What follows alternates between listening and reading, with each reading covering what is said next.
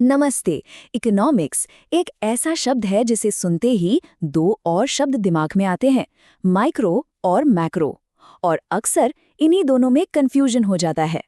तो चलिए आज इस कंफ्यूजन को हमेशा के लिए दूर करते हैं और इन दोनों को एकदम आसान भाषा में समझते हैं। तो सवाल ये उठता है कि इतनी बड़ी चीज मतलब एक पूरी की पूरी इकोनॉमी को हम स्टडी कैसे करते हैं? क्या कोई एक तरीका है इसे देखने का? असल में जवाब है नहीं, कोई एक तरीका है ही नहीं। इसे समझने के लिए हमें अलग अलग एंगल से, अलग अलग नजरियों से देखना पड़ता है। सोचिए, जैसे कैमरे का जूम होता है ना, बिल्कुल वैसे ही एक तरीका है कि हम एकदम जूम इन कर लें और किसी एक इंसान के फैसले को देखें कि भाई वो क्या खरीद रहा है। और दूसरा तरीका है जूम आउट करके बहुत ऊपर से पूरी तस्वीर देखना, मतलब पूरे देश की इनकम कितनी है, इस तरह की चीजें। ठीक है, तो सबसे पहले जूम इन करते हैं। चलिए छोटी तस्वीर से शुरू करते हैं, यानी माइक्रो इकोनॉमिक्स। जैसा कि नाम से ही पता चल रहा है, ये इकोनॉमी के छोटे छोटे अलग अलग हिस्सों पर फोकस करता है।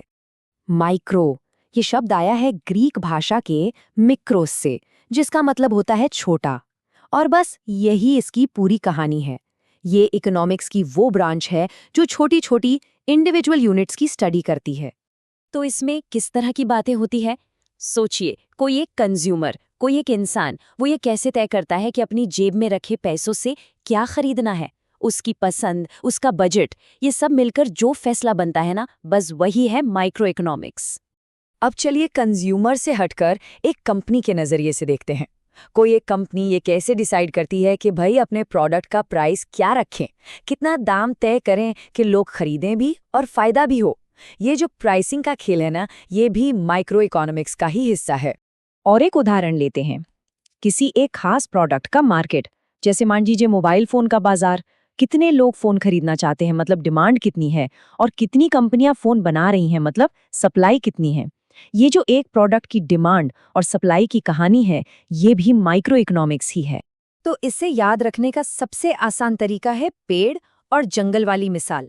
माइक्रो इकोनॉमिक्स वो जंगल में जाकर किसी एक पेड़ को बहुत ध्यान से देखता है, उसकी हर टहनी, हर पत्ते को समझता है। उसे पूरे जंगल से मतलब नहीं, सिर्फ उस एक पेड़ से है। तो चलिए अब उस कैमरे को जूम आउट करते हैं। एक पेड़ को बहुत देख लिया, अब पूरे जंगल को एक साथ देखते हैं। यानी अब बात होगी मैक्रो इकोनॉमिक्स की। और माइक्रो की तरह ही मैक्रो शब्द भी ग्रीक से ही आया है, मैक्रोस से, जिसका मतलब होता है बड़ा या लार्ज।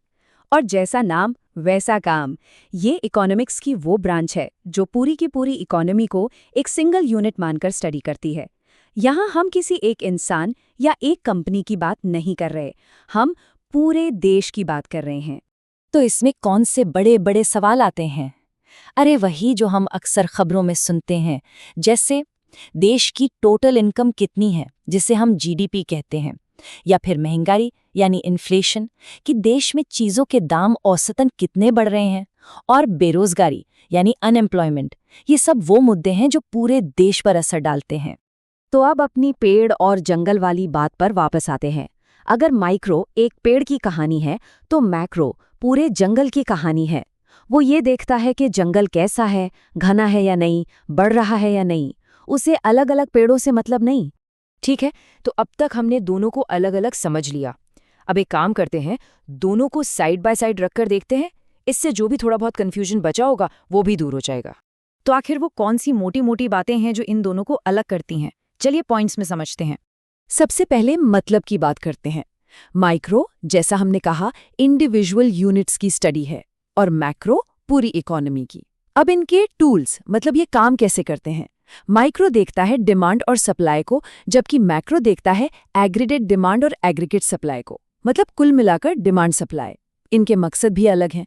माइक्रो का मकसद है किसी एक चीज की कीमत तय करना, जबकि मैक्रो का मकसद है पूरे देश की इनकम और एम्प्लॉयमेंट को समझना। और सबसे आसान उदाहरण, किसी एक इंसान की इनकम माइक्रो है, तो पूरे देश की इनकम यानी नेशनल इनकम मैक्रो है। सिंपल। चलो अब थियोरी बहुत हो गई, एक छोटा सा प्रैक्टिकल टेस्ट करते हैं। एक ऐसा तरीका जिससे कोई भी टॉपिक सामने आने पर तुरंत पता चल जाए कि वो माइक्रो है या मैक्रो। बस एक सवाल पूछना है, जब भी कोई इकोनॉमिक टॉपिक सामने आए तो सोचिए, क्या ये बात किसी एक इंसान, एक घर या एक कंपनी के बारे में है? अगर जवाब हाँ है तो ये माइक्रो है, और अगर ये बात पूरे देश, नेशनल एवरेज या सरकारी पॉलिसी के बारे में है तो ये मैक्रो है। बस यही है हमारा पेड़ बनाम जंगल टेस्ट। तो आखिर में एक बड़ा सवाल, अपनी दुनिया की इकोनॉमी को समझने के लिए हमें कहाँ से शुरू करना चाहिए? पहले एक एक पेड़ को समझना जरूरी है या फिर सीधे पूरे जंगल को देख लेना चाहिए? और सच तो ये है कि इसका कोई एक जवाब नहीं है। जंगल को समझने के लिए पेड़ों को जानना जरूरी है, और पेड़ों की अहमियत जंगल के बिना कुछ भी नहीं।